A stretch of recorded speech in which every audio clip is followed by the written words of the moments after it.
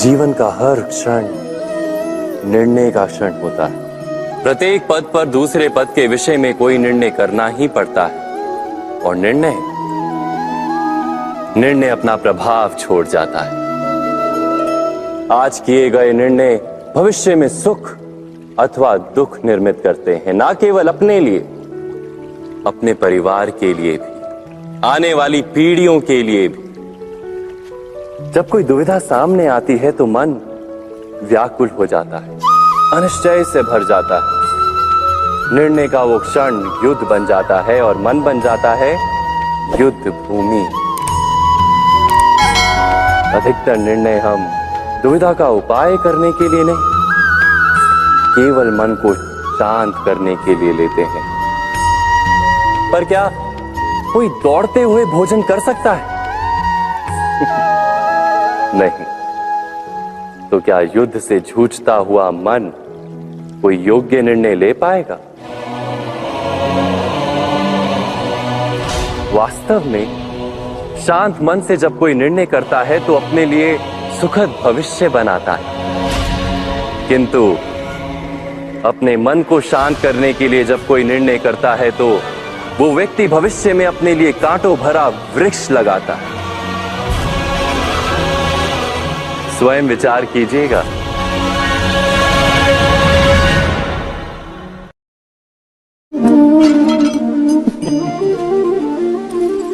कभी कभी कोई घटना मनुष्य के जीवन की सारी योजनाओं को तोड़ देती और मनुष्य उस आघात को अपने जीवन का केंद्र मान लेता।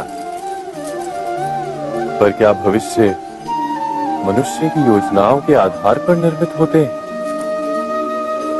नहीं। जिस प्रकार किसी ऊंचे पर्वत पर सर्वप्रथम चढ़ने वाला उस पर्वत की तलाई में बैठकर जो योजना बनाता है, क्या वही योजना उसे उस पर्वत की चोटी तक पहुंचाती है?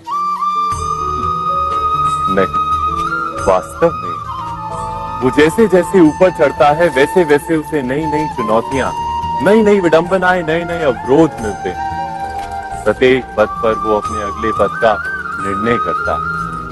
प्रत्येक पद पर उसे अपनी योजनाओं को बदलना पड़ता है। कहीं पुरानी योजना उसे खाई में ना ढकेल दे। वो पर्वत को अपने योग्य नहीं बना पाता, केवल स्वयं को पर्वत के योग्य बना सकता है। क्या जीवन के साथ भी ऐसा ही नहीं? जब मनुष्य जीवन में किसी एक चुनौती को, एक अवरोध को अपने जीवन का केंद्र मान लेता है, अपने जीवन की गति को ही रोक देता है, तो वो अपने जीवन में सफल नहीं बन पाता और ना ही सुख और शांति प्राप्त कर पाता। अर्थात जीवन को अपने योग्य बनाने के बदले स्वयं अपने को जीवन के योग्य बनाना ही सफलता और सुख का एकमात्र मार्ग नहीं। स्वयं विचार कीजिए। दो मनुष्यों के मध्य होता है, परंतु विजय सदैव एक ही मनुष्य को मिलती है। जबकि समान रूप से दोनों शक्तिशाली होते हैं, समान ज्ञान प्राप्त करते हैं। कारण दो प्रकार के लोहे होते हैं, एक ठंडा, एक गरम। कभी सोचा है लोहकार लोहे को लोहे से ही काटता है, परंतु सदैव ठंडा लोहा ही गरम लोहे को काट पाता है। और यही नीति मनुष्यों पर भी लागू होती है। जब युद्ध होता है तो जिसके मन में ईर्ष्या होती, जलन होती, आक्रोश होता है, वो गर्म लोहे के समान। और जिसका मन शांत होता है, जिसका मन संयम से बंधा होता है, वो ठंडे लोहे के समान है। और वही ईर्ष्या और द्वेष नामक गर्म लोहे को काट सकता है। इसलिए यदि जीवन के संग्राम में विजय प्राप्त करनी है तो अपने मन को शांत रखें। चूंकि गर्म लोहे की भांति ईर्ष्या और क्रोध जैसे भाव को रखने वाला मनुष्य सदैव शांत स्वभाव के मनुष्य के समक्ष निर्बल है। शक्ति ईर्ष्या और क्रोध में नहीं, शांति और संयम में है। हम सबका मन करता है कि हम जीवन में ऐसे शिखर पर पहुंचे जहां हमसे ऊपर कोई ना हो, जहां हमें कुछ करने की आवश्यकता ना पड़े, है ना। कुछ लोग इस शिखर पर पहुंच भी जाते हैं, परंतु उनका मन सदा विचलित रहता है।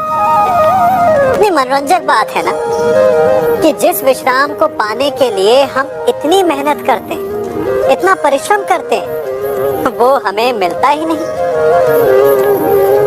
कारण स्वयं सोचिए, वन का राजा होने के पश्चात भी सिंह को अखेट के लिए परिश्रम क्यों करना पड़ता है? सोचिए, मैं बताता हूँ। क्योंकि राजा होने का अर्थ ये नहीं कि वो सदा सोता रहे और मृग स्वयं उसके समक्ष आकर कहेगा कि आइए महाराज, मुझे खाकर अपनी भूख मिटाइए। तो समझ लीजिए, कार्य आपके परिश्रम से संपन्न होते हैं, केवल कामना से नहीं। यदि आप नीचे हैं तो सदा स्मरण रखें कि आपका परिश्रम ही आपको ऊंचाइयों पर ले जाएगा, और यदि आप ऊंचाई पर हैं तो वहां पर भी रहने के लिए आपको निरंतर परिश्रम करते रहना होगा।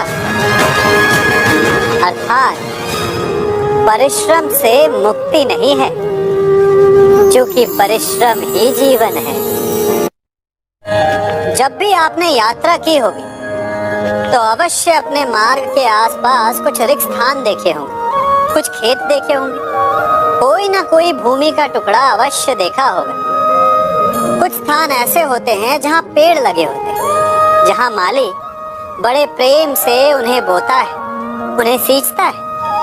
और कुछ स्थान ऐसे भी होते हैं जहाँ बिना माली के खरपतवार उग जाते हैं, कुछ अन्य पौधे उग जाते हैं।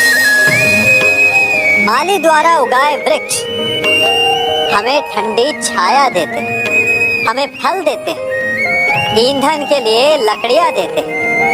और बिना परिश्रम के उपजित खरपतवार यदि कुछ करते हैं तो ये कि वो भूमि को बंजर बनाते हैं। हमारा मन भी रिक्त भूमि की भांति होता है। यदि अपने परिश्रम से उसमें सुविचारों के बीज डालोगे तो फलदायक विचार उपजेंगे, और यदि उसे रिक्त छोड़ दिए तो खरपतवार की भांति अनुपयोगी विचार आपके मन को अपना घर बना लेंगे, आपके मन को मैला कर देंगे, उसे बंजर कर देंगे। अब निर्णय आपका है कि आपको सुविचार देने वाला मन चाहिए या कुंठा देने वाला। आप सबने बरगद के वृक्ष को तो देखा ही होगा। क्या आपको ज्ञात है, बरगद के वृक्ष के बीज का आकार राई से भी छोटा होता है, परंतु बरगद का वृक्ष संसार के महाकाय वृक्षों में जाना जाता है। जब उसका जन्म होता है तब उसमें वो जटाएं, वो शाखाएं नहीं होती, परंतु जैसे जैसे उसका विस्तार होता है, जैसे जैसे वो अधिक शाखाओं का भार उठाता है, अधिक पत्तियों का सृजन करता है, वैसे वैसे उसकी शाखाएं जटाएं बनकर जड़ तक पहुंचती है और इस वृक्ष को सहारा देती है। ये जीवन का बहुत महत्वपूर्ण पथ है। बिना लोभ लालच शुभ कार्य करें, अन्य लोगों की सहायता करें। धीरे धीरे आपने जिनकी सहायता की वो आपके सहायक बनते जाएंगे, आपकी जड़ों को और बलशाली बनाएंगे, आयु मान और आकार बढ़ाएंगे। सहजीवन, सहायता और निष्काम कर्म आपको मृत्यु के पश्चात भी मरने नहीं देगा, आपको अमर रखेगा।